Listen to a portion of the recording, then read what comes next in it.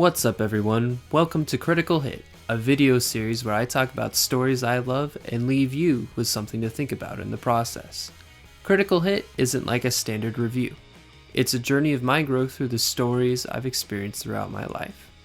I hope what's influenced my life will shape yours as well. Let's begin.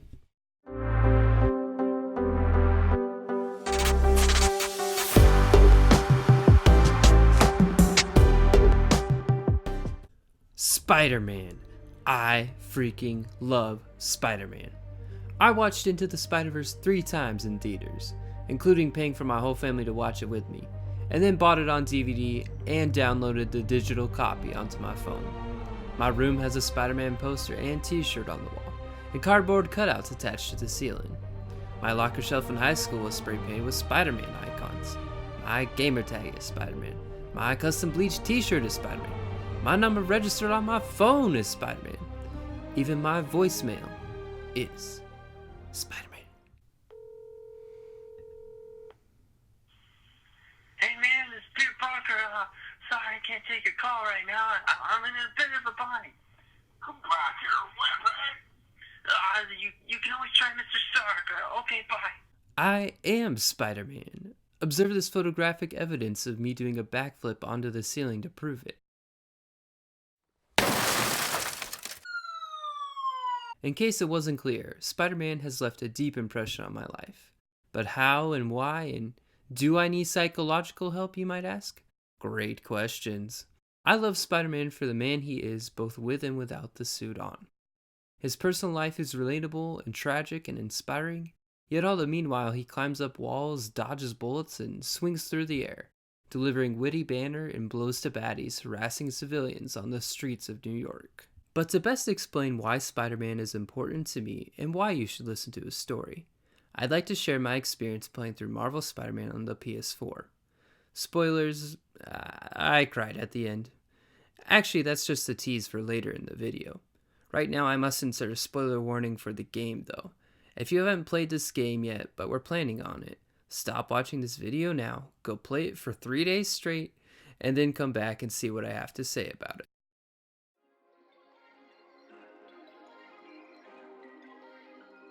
Spider-Man for PS4 is the first time a game has captured the whole experience of who Spider-Man is at the core. The game developers at Insomniac hit the "this is what it feels like to be Spider-Man" proverbial ball out of the park, and then smashed it through the window of my house and possessed my PS4 with its magic. When you swing through the air as Spider-Man, you feel the breeze rush across your body and ice courses through your veins like a shot of adrenaline. Every perfectly dodged bullet feels like you just pulled off the sickest dance move for the whole world to see. There's almost a rhythm between dodging, punching, kicking, and webbing. He moves with such grace and finesse. It's like if Spider-Man was in Swan Lake or some ballet, except speed up the movement about 4 times and have buff dudes shooting at you. I once achieved a massive combo where I landed around 70 consecutive blows without being hit. For a few moments, I felt as if I was literally impossible to be touched, like Neo from The Matrix or something. Yet it required skill. The game wasn't just giving me cheap victories, I had to earn it with my abilities as a player. The developers got it right, and it is rad. I've also played Spider-Man on the GameCube. It's a game that's about 15 years old and is loosely based on the original Tobey Maguire movies from the early 2000s. Was it a fun game to play as a 12-year-old? Yeah, for sure. Is it a great game? Not really. Good, but not great. The controls are a bit fickle. You can't walk on the streets at all. In fact, you die if you swing too low. It's a bit absurd that Spider-Man can literally shoot webs into the sky and continue to swing. There are no buildings that your web's attached to, just clouds apparently. And this explains why Spider-Man does not thrive in rural settings. He just runs around the ground in Nebraska and swings off the occasional grain elevator or perhaps exceptionally large stalk of corn. But Spider-Man on the PS4 doesn't force you to suspend that reality. The physics make sense. You can't swing unless your web's attached to something, such as a tall building. Fortunately, New York has a skyscraper or 2 lying around. And while the GameCube version had some pretty sick combos and abilities that could be unlocked, Spider-Man for PS4 has similar combos, a skill tree, and even new gadgets. Let's not overlook the comic book fans' heaven either. I'm looking at you, 40 plus different suits. Especially this one. This one's my favorite. And this one. And this one. Well, you get the point. They look freaking awesome. Gushing about how a game makes me feel like Spider-Man is kind of pointless though. It's fun to play, like really fun, but ultimately just a source of entertainment and nothing more. I may have had a blast taking down Scorpion and Rhino, and it's a noble thing to be stopping crime and aiding police officers, but those are just nice memories of a cool weekend, not something formative in my life or worth pausing for reflection. Gushing is necessary for what follows though. Before I can truly feel for Spider-Man, I need to feel like him. I need to walk a mile in his shoes, or in this case perhaps, swing a mile in his suit before I really understand who he is as a person. Spider-Man isn't just another superhero, he's a young man in a mask. The suit is just a persona. He's a hero both loved and hated. Some say he's a menace, while others can scarcely find words to express their gratitude. Spider-Man gives out high fives on the streets and has fans who cosplay as him, yet he also receives angry tweets on Twitter about his work and a slew of shade from J. Jonah Jameson's radio show. All these things weigh heavily not on Spider-Man, but on the man underneath the mask. His name is Peter Parker, and he's the reason why I made this video.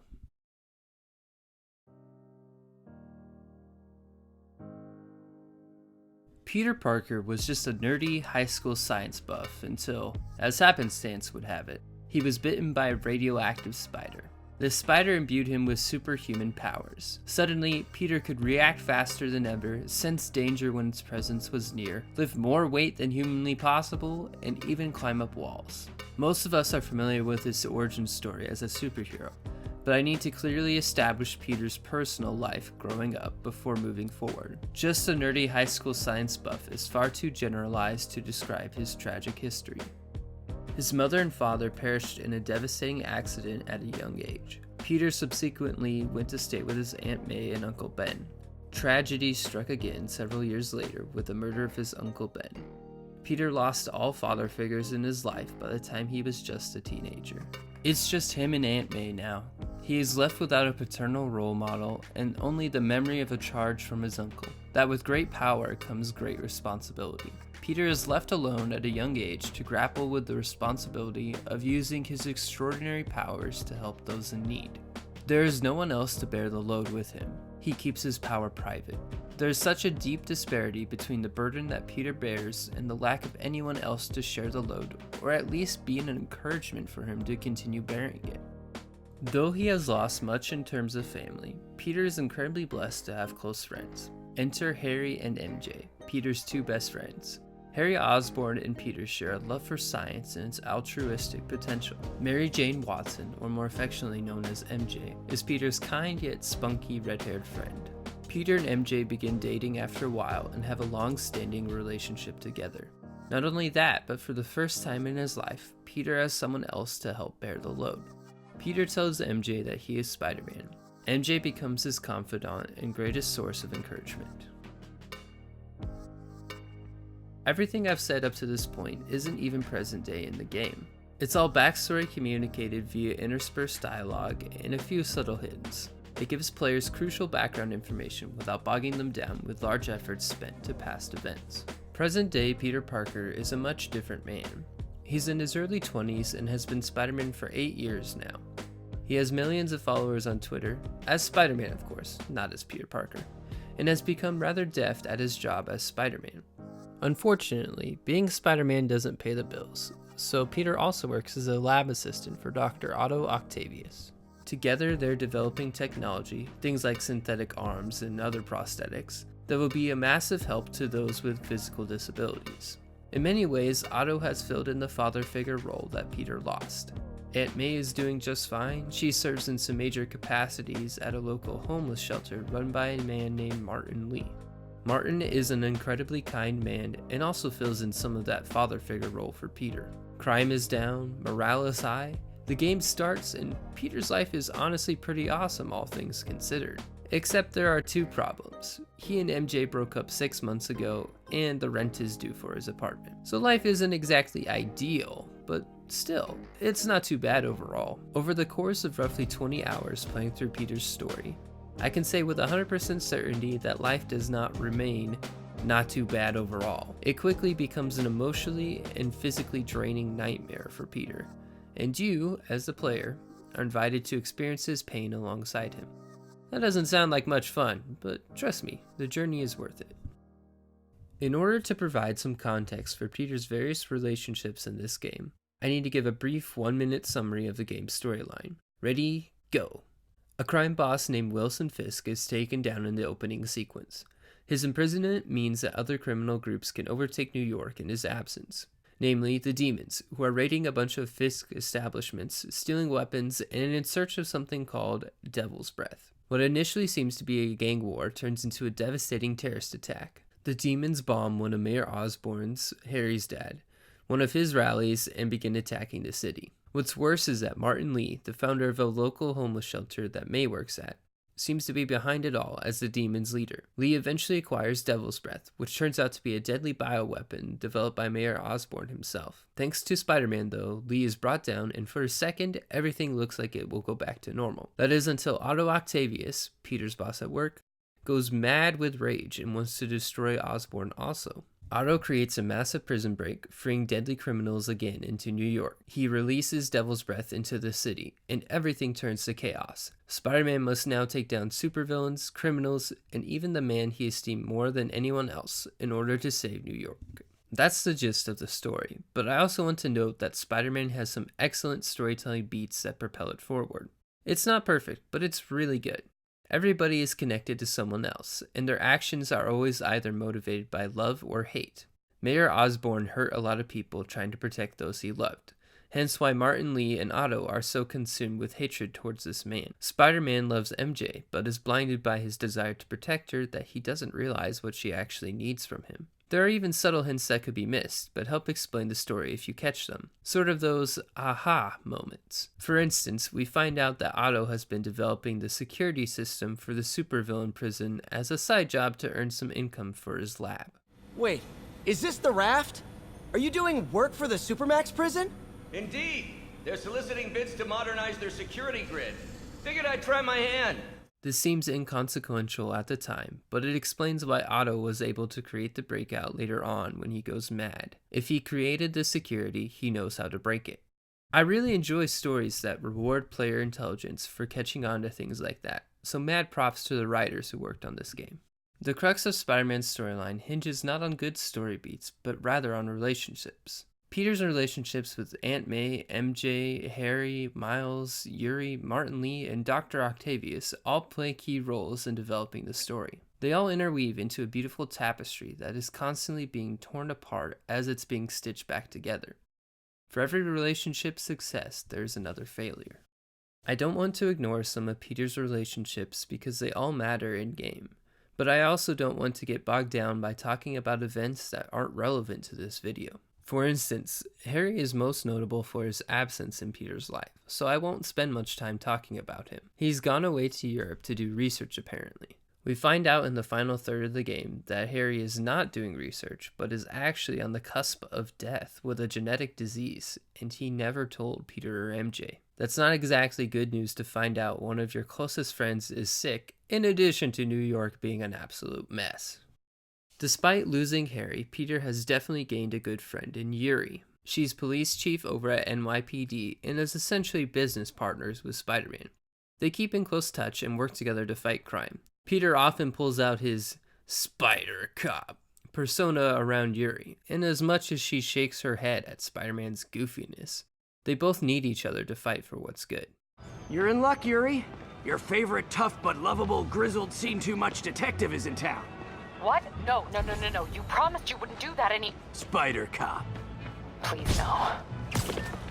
There's a mix of heartbreak and hope in those two relationships, and those themes continue in all of Peter's other relationships. Peter heartbreakingly loses a few key relationships, but he is also able to build others out of the dust of heartbreak. Peter's relationship with Otto is heartbreaking. At first glance, Otto is pretty much just Peter's boss, but as the game goes on, it's clear that Peter truly idolizes this man. He's Peter's closest thing to a father. Otto is a scientific genius and is working in prosthetics to help those in need. He and Peter are working together to change the world using science and technology. Despite showing some great promise, their lab's funding is cut by Mayor Osborn, who was Otto's lab partner and close friend until an intense falling out. Norman, what do you think you're doing? The grant agreement you signed has strict safety provisions. This isn't your first violation. Otto is furious over Osborn's constant treachery, in this case cutting funding, and even has to let Peter go because he can't pay him anymore. Otto eventually calms down and then pulls a few strings to continue development on his project. Peter even comes back to help for free.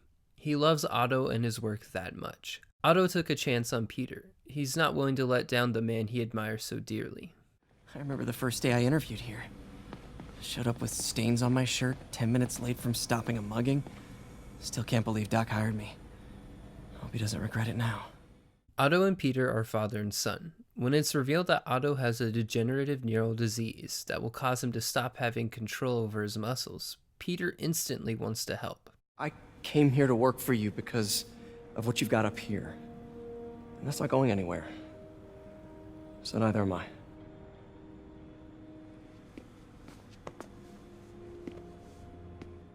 Peter's faithfulness to never abandon Otto is highly admirable. Unfortunately, it becomes clear that Otto is not well. His experiments are driving him mad. He doesn't sound like the Otto Peter always knew. He's ambitious as always, but unhealthily so. Otto doesn't stop working. He's losing track of time. His ambitions are blinding his judgment. It's beginning to dawn on me just how powerful and insidious the forces arrayed against true visionaries are. I promise you, though, it won't be long. Success will come, whatever it takes. Otto has always wanted to help others, but now he just wants to help himself. To free himself from his rapidly decaying body and to seek revenge on Mayor Osborn for all the times he hurt Otto, Osborn must pay. Nothing is more important to Otto than revenge. Not even Peter. Peter must come to terms with the fact that his only father left is now destroying New York and consumed with hatred. He doesn't know what to do. He has to stop him, right? But isn't there still hope for Otto? When is it okay to give up on a friend? Oh, wow, Pete. Thinking of Otto? That obvious, huh? Yeah, understandable, though. Man, the high-minded, generous part of me wants to say, never. Being a true friend means being there, even when people lose their way. But with what Otto's done, I just don't know, Pete. Peter's struggle culminates in the final fight, Spider-Man versus Dr. Octopus. Peter versus Otto, son versus father.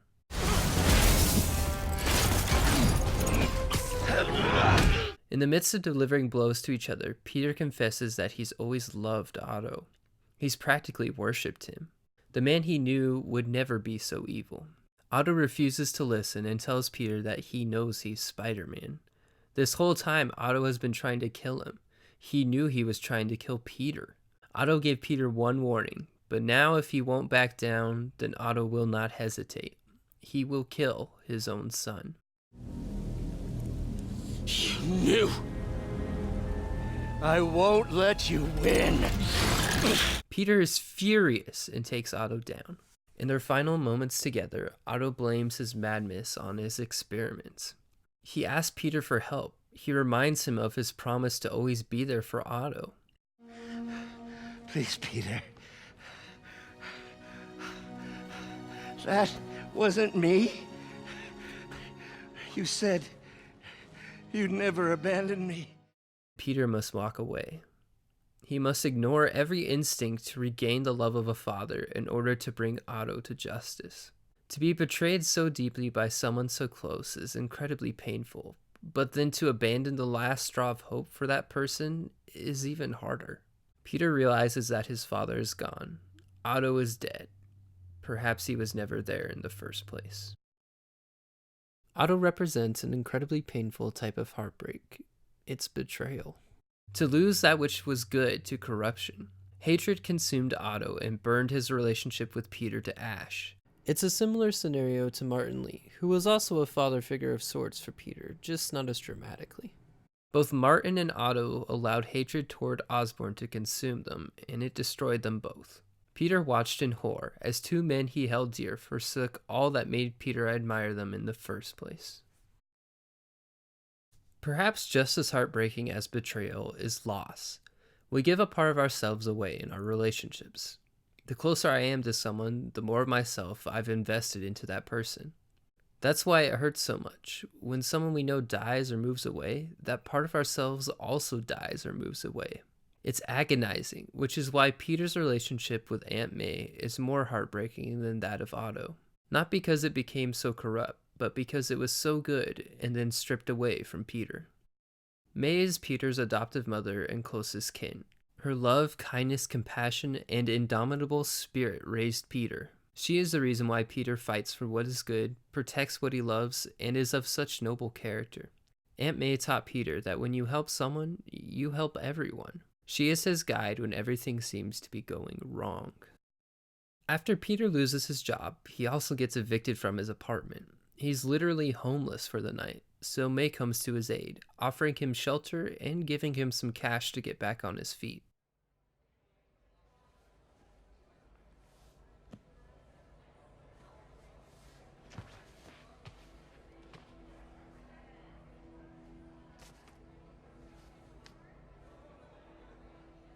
I can't take this. You can and you will. I'll pay you back. Soon. Just ask for help next time. Oh, you are so much like Ben. You have to learn to swallow that Parker pride and accept that you're human, like the rest of us. When MJ and Peter are going through some relationship difficulties, May gives him advice and confesses that things were never easy with Uncle Ben either. So, how are things with MJ? Oh, it's, well, you know, she's, it's complicated. Honesty. That's what got me and Ben through the rough patches. You guys had rough patches? Oh, sure. Especially when we were your age. So, are you honest with her? Does she know the real you? We only ever see May at work serving others in this game. She's always at feast helping. When Martin is consumed by Mr. Negative, his evil persona, she continues to serve. He may be gone, but the Martin she knew, his legacy and what he started at Feast is worth preserving. She works so hard that Peter even flips her own words against her to force her to take a break. Didn't you tell me something once about accepting that I'm human just like everyone else? You and Ben.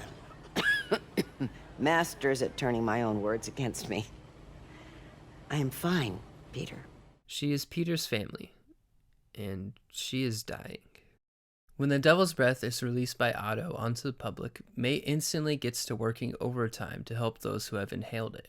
Because she's constantly around those who are infected, May herself catches the Devil's Breath. She knows it, yet she continues to work. This reminds me of stories during the Black Plague, where dozens and dozens of good and kind preachers lost their lives from catching the plague while serving the public. Peter comes back to Feast after a brutal encounter with Doc. He's incredibly injured, but the first thing he thinks of after waking up is May. Where's May? MJ shows him, and Peter ignores the pain to get back to stopping Otto. He must find a cure. He must save May. She's done so much good for this city and doesn't deserve to die like this. Peter defeats Otto and returns to Feast with the cure. A doctor analyzes a sample and says it'll work to reverse the effects, but they need the whole sample in order to develop more. It'll only take a few hours or maybe a day. May doesn't have that long. Peter's scared. He can't lose May. Not after losing Otto. Not after losing Martin.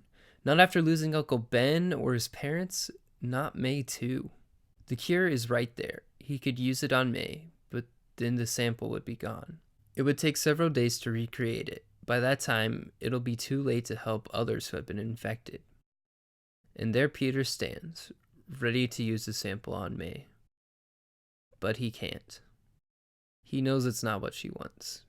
By letting her go, May can rest easy knowing that others were saved at her expense.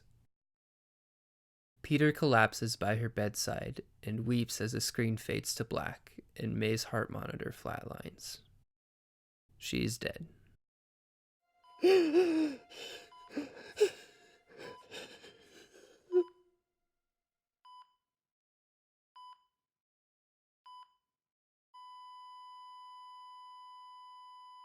Peter wept, and I let a few tears slip from my eyes alongside him. Peter's life is marred by tragedy, but the game doesn't end with May's death. I haven't talked about Miles and MJ yet. Miles Morales lost his father Jeff in the Demon terrorist bombing. His life is rocked. He goes to therapy, but it doesn't help much. Peter feels responsible for the death of Miles' father. Spider-Man never showed up to the bombing because Peter was knocked unconscious.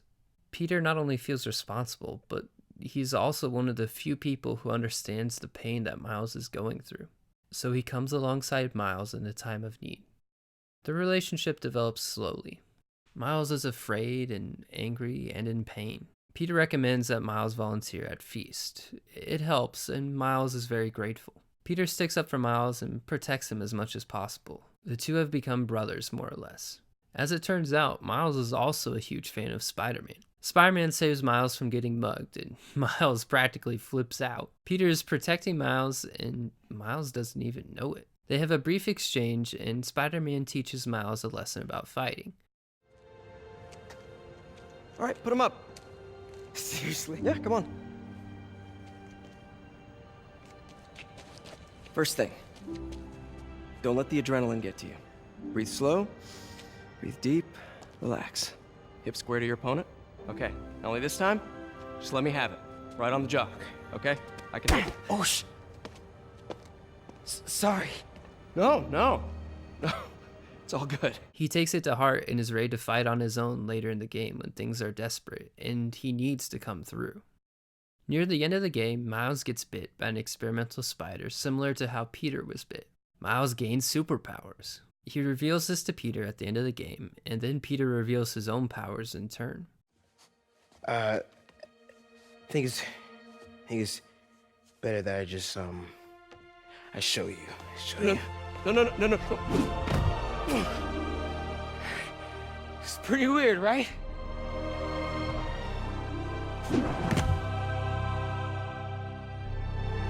Not that weird. Miles and Peter, brothers forged together out of tragedy and bonded further moving forward by their powers. As great as Peter's relationship is with Miles, there's one final relationship that offers him immense hope in the midst of this great pain. That's MJ. They've been apart for several months, but through an odd bump-in, are back on talking grounds. Buddy, if I had a nickel for every don't move...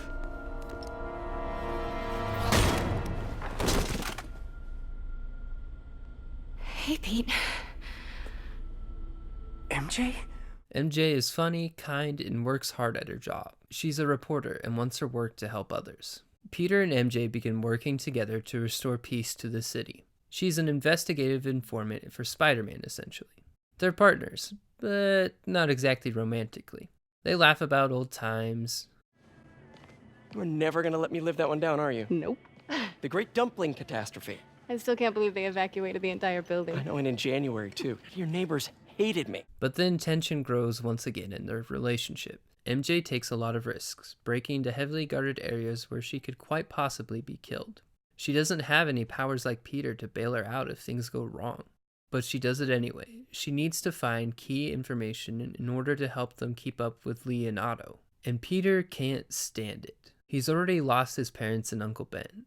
There's no reason for her to put her life at risk like that. MJ knows the risk and takes it anyway because of her love for others. She hates how Peter never lets her take risks when all she wants is to help the city as much as he does. Their relationship struggles quite a bit in the middle of the story. Peter intervenes once on one of MJ's escapades and causes her to lose the information she was getting. Neither of them communicate very well on what they meant as partners. Peter and MJ start to drift, their relationship ready to split apart once again. What saves them? Honesty. Hey, I'm sorry I screwed things up. It's just hard being the one who always gets saved, you know? Sometimes I want to do the saving. I'm sorry I made you feel like you couldn't. Still partners? Always. They both compromise a bit of their selfishness and start truly working together. MJ waits for Peter to back her up. Peter rescues her when she needs it. You are crazy. You're amazing. They're better together when they're both on the same page. MJ is Peter's constant source of encouragement, and likewise. When the story ends, Peter has lost so much. Aunt May is dead, Otto and Lee are corrupt, hundreds of people have lost their lives in this madness. It's tumultuous for Peter. His life has been thrown into a hurricane. He's disoriented by the winds and the waves, but when the storm calms, who is there at the center of his life? Who didn't leave him when everyone else did? MJ. This is all my fault. No, not this song again. You are not alone anymore, Pete. Their commitment to each other is one of the few things that endures the madness. They still have each other. Love seeing you two together again. You always were my favorites.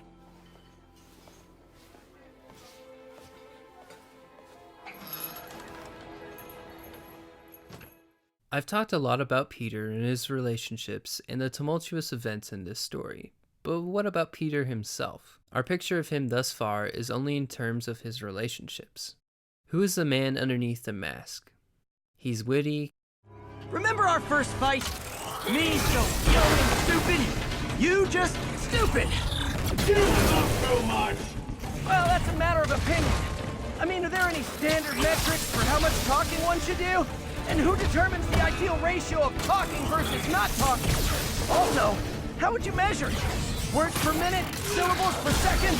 Or is it more about how many words one uses to express a single thought? Okay, now I can do some real damage. He's witty, kind, strong, gentle, compassionate. Peter Parker exemplifies the human we all want to be. He doesn't just rescue people. He sets them on their feet, brushes off their shoulders, and points them in the right direction. All clear, ma'am. I knew Jameson was wrong about you. You're a little weird, but you got a good heart. Have you got somewhere to go? I can take care of myself. I'm sure you can, but just in case, there's a place called the Feast Center. Seen it. I don't want charity. They got the best wheat cakes in the city, hands down. Mom used to make those. Haven't had any in a long time. I'll check it out. Thanks, Spider Guy. It's Spider-Man. Oh well. He's someone who will lay down his life in order to protect those in need. He overcomes immense personal pain to fight for others in danger. Peter sees the good in people who are evil. He doesn't want to abandon them. Above all else, though, Peter is unbreakable in spirit. His life is bent so intensely that it would break an average man. Peter is beaten physically, to the point where several of his bones break. The doctor said you still have 14 broken bones. Which means I have 192 non-broken ones. He's beaten emotionally. He watches in anguish as those closest to him pass away. He's beaten mentally. He doesn't know if he can outwit Otto. Peter's greatest superpower is not his strength or web-crawling abilities. Nothing that came from that spider bite made Spider-Man unbreakable. His greatest strength is his indomitable spirit and commitment. Peter will always be faithful to his calling and to those he loves. He refuses to surrender even as the world crashes upon his soul.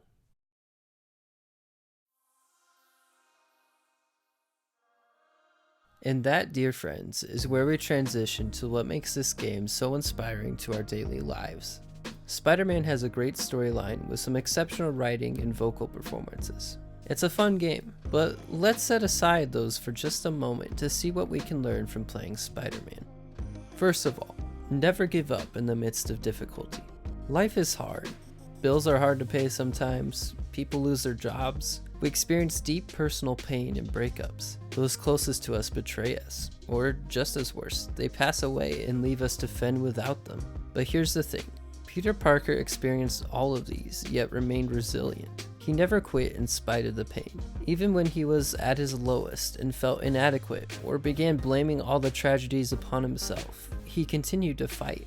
How do I respond to adversity? Do I display that same spirit? Do I keep fighting for what is good, or do I simply keel over and let evil overtake my life and the lives of those I love? Peter had something to fight for. He fought for a calling bigger than himself. He fought to defend the lives of others. Without something to fight for, there's no reason to battle against what threatens us. But if there is something worth fighting for, then wage war against all that threatens. When all the odds are against you, don't back down. Even when every voice screams that there is no hope, yell back into the darkness and stand firm. When knocked down, get up on your feet and press on. What do you fight for? You, watching this video, what do you fight for? Is it so dear that you would never surrender in spite of immense pain? In spite of immense difficulty? One shouldn't overlook the lessons we can learn from Peter and MJ's relationship either. Certainly they apply to dating or marriage relationships, but the lessons those two learned apply to any relationship. Healing comes with honesty. A foundation made of duplicity or dishonesty will inevitably crumble. It cannot last. Before Peter and MJ could begin to heal their relationship, they needed to be honest, to let the other one know what was bothering them or why they were motivated to behave a certain way. Good communication is key in relationships. Sometimes things can get hazy. A poorly worded text. No, not that kind of over! Harsh judgment given in anger will wreak havoc on any relationship if you let it. Hey, okay, another thing. Sorry, Charlie. You knock a man out, destroy my background research, and the best you got is sorry, Charlie? Is everything a joke to you? What? MJ, no, I screwed up. It was a tension breaker. Peter and MJ didn't let those spats define their relationship. They were willing to give the other person the benefit of the doubt and work things out together. By communicating honestly with each other, they were able to clearly establish their own needs for the other person to fulfill and express concerns that were on their mind. When two goals were in conflict, they were willing to compromise. I'm not talking about compromising on issues of morality or anything like that, but I mean that they were willing to give up a bit of themselves and their own selfishness in order to preserve their love. Their commitment demanded selflessness, and quite frankly, it's sad that many people don't realize this. People often go into relationships looking to be fulfilled. When their partner doesn't fulfill them, they get angry and selfishly demand that they start pulling their weight. The ironic thing is that selflessness is ultimately what will bring you the most fulfillment. By seeking to better the life of another more than anything else, you'll be better than you could ever be by yourself. Two become more than the sum of their parts when they are committed to bettering the life of the other. Pause for a second and consider your various relationships. Are you looking to give to or receive from these other people? And this principle of two being better than the sum of their parts applies to one final lesson that can be garnered from this game. The friends we make influence the steps we take. Peter may have had a will stronger than any ordinary man. His virtue may give him the strength to carry on when he can barely stand. But Peter would not have made it if it weren't for his closest friends. MJ was his key informant throughout this whole escapade, delivering vital information to him so he could keep up with the villains. Yuri gave him the backing of her entire police force if necessary. Miles kept an eye on Feast for Spider-Man. Peter came to MJ and Miles' side when their safety was threatened. Peter even rescues May and Miles from a burning building, but can't find the strength to rescue himself. In a moment of desperation, where Peter has finally succumbed, MJ and Miles go back for him. They risk their own lives to save Peter. They don't need superhuman strength to help their friend in need. They simply act when given the opportunity. They not only rescue him from death in this moment, but are also his source of life throughout the game and moving forward. His greatest encouragers and biggest fans. When unsure of the path forward, Peter goes to MJ. When MJ doesn't know why they do what they do, Peter reminds her. MJ and Miles are the reason why this story ends with hints of bliss and not utter sorrow. This is a bit morbid, but our friends are going to outlive our elders. Parents will pass away before our peers. There will come a time when we lose those with more life experience than us. In that moment, we must turn to our peers. That is why it is so crucial to have friends like MJ, Miles, and Peter. They don't give up on each other and are always there for one another. They point each other back to the most noble way. They will be with each other long into life. Please, to you watching this, don't go through life alone. We were created to be in relationship. It's in our DNA. We bleed our need for each other. Find some close friends who will never leave, never give up, and always be true. So if you've got a PS4 and some time and cash to spare, I encourage you to play through this game, and the DLC stories for that matter. I didn't talk about them, but they continue a lot of these themes established in this game. It's super fun, engaging, and inspirational. But even if you don't play Spider-Man, think about this video and the topics discussed. Who are you surrounding your life with? Who will be there for you when you fall? Is there a Peter, MJ, or Miles in your life to be your constant source of encouragement? How will you respond to adversity? Will you give up or keep fighting? What about when life gets hard? Who's your anchor when storms threaten your life? Are you resting in social status or a savings account to save you? Are your friends only around when you throw them a bone? What are you fighting for? Is it just yourself? Or is it something bigger than yourself? Don't just settle for yes and no answers either. Why are MJ, Miles, and Peter the kind of friends you should look for? They're good people to be sure, but what motivates them? Why are they driven to behave in a way that is considered noble or upright? Is there just some moral code, or is there something more? Perhaps we are designed for something more. And what happens when MJ and Miles aren't there for Peter? People are imperfect. Sometimes they fail us. Who will comfort Peter in that moment, when literally no one else is left? Who will lift him up then? Who will lift you and I up then? Is there a God in heaven? Someone out there who will sustain frail humanity in the midst of their deepest sorrows? Can you call on His name in moments of greatest need and rise up from the ashes into a glorious and bright tomorrow, into a renewed horizon? One final question. How will you find hope in the midst of tragedy?